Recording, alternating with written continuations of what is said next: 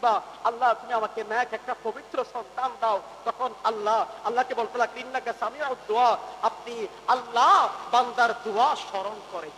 সুবহানাল্লাহ।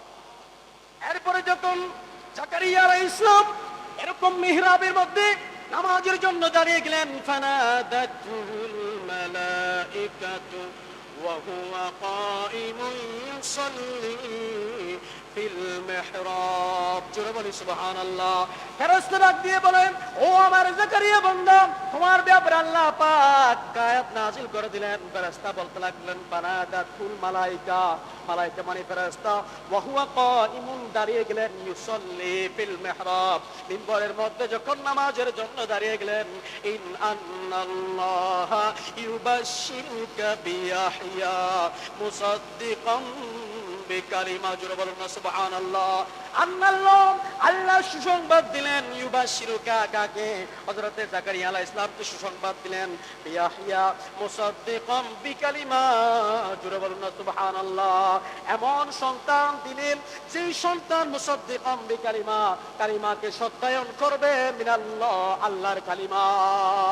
জোরে বলুন না সুবহানাল্লাহ।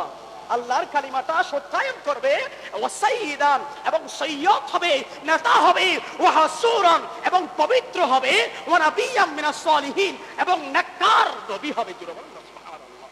আল্লাহ দোয়া কবুল করেছেন কিনা? আল্লাহ দোয়া কবুল করেছেন। সেজন্য যাদের সন্তান হয় না, 10 বছর হয়ে যাচ্ছে, 9 বছর হয়ে যাচ্ছে, তারা এই জাকারিয়া আলাইহিস সালামের এই দোয়া পড়ে যদি আল্লাহর কাছে দোয়া করে, জাকারিয়া আলাইহিস সালামের দোয়া কবুল করেছে আল্লাহ, ওই দোয়ার উসিলায় আল্লাহ আমাকে একটা সন্তান দান করেছে।